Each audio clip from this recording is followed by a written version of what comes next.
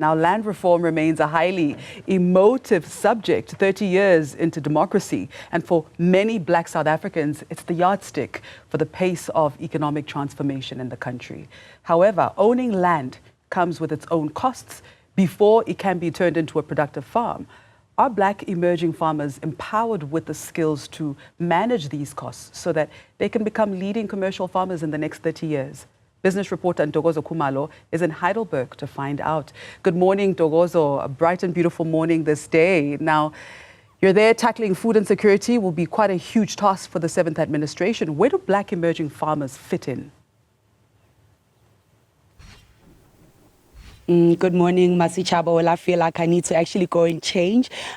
We've just let out cows at this farm here in Heidelberg that is a Black-owned farm. And what's interesting about it is 3 generations of farmers with those skills really being passed on to the next generation. I am here with Hlobi Yende, who is that 3rd generation and a farmer here at Yende Partners. Thank you so much for talking to us. And I think let's start the conversation there.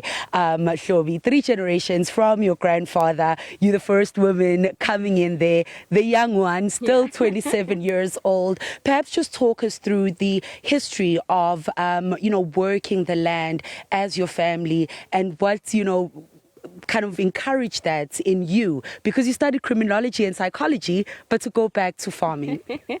Hi, thank you for having me. So basically, farming runs in my veins and in my blood. It chose me because with my grandfather, his farm is in Mpumalanga. We're still actually running it. He's late now.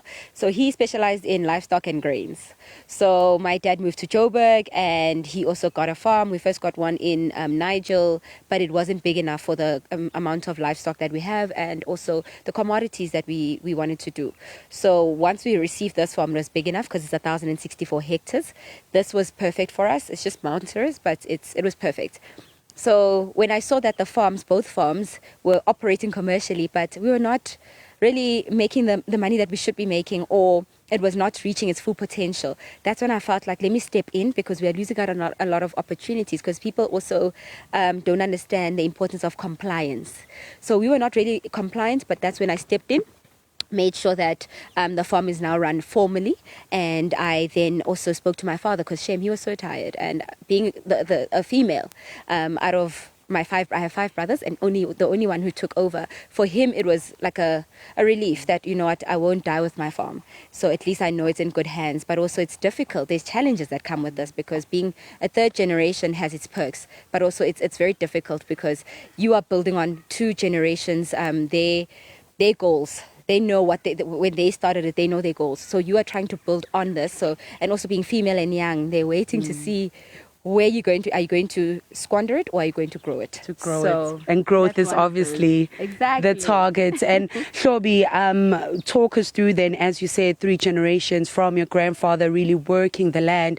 There is a cost to managing that land. And as Masichaba introduced this conversation, land ownership continues to be an emotive topic for South Africans.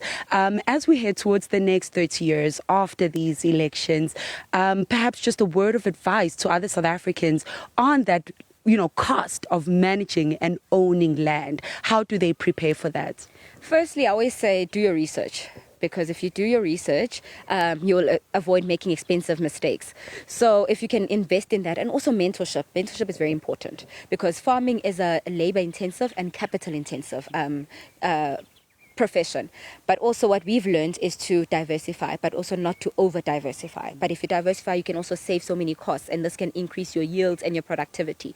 So we've learned to work with our costs and to budget, and to also invest in your financial management. Like if you can, just get an agricultural accountant, because then at least they know in the real field and they become realistic. Also when they do your financials and financial management will open up a lot of doors. So I always say that research, mentorship, and also knowing also what the market wants, and not to supply what is over marketed. But also what we've realized now, that there is a bit of a change now. Since we've been on this farm, we've been leasing. But now at least there is change, because remember, title deeds were not being released. But now the minister has been in the process of releasing these title deeds. And as we speak, we are in the process of actually meeting with the minister. We are also in line to receive our title deeds. And this at least will secure our legacy and the generations to come. So there is a big change, and it's exciting. And as much as we are operating on dry land, zero water, but it has never stopped us from actually operating and still operate on a commercial scale. And Hlobi, speaking about that, working with governments, obviously South Africa having just voted, we are now looking forward to hearing who will be in that 7th administration. How do you get it right then to be able to work with governments and get results, but also bring in some private partners already perhaps making those tracks in agriculture and in farming to make the road a little bit easier for you? How do you get it right to engage with governments on the right level? I'm going to emphasize on compliance again, because government, the way I've seen it and from my personal experience, they will run to you if you're compliant, because we say, no, the government doesn't want to help us, or no, it's picky, no, it has its favorites. But I feel if you meet them halfway and at least start with what you have, don't always wait for them to, I want to do farming, but I'm going to go for funding. Start with the little that you have. Then at least let the government find you on the way. And while you're doing that, make sure that you are BE, if it's BE, then have your B certificates, have your SARS pins, have your financials, because they want to see, are you making a profit, or is it losses? Is it worth investing? And also putting yourself out there. Like, there's so many pitches. I know private companies have they have also helped us a lot, because they've helped with the accreditation of the student program. They've also helped me to actually purchase my new bull for our stud group of animals, our stud herd.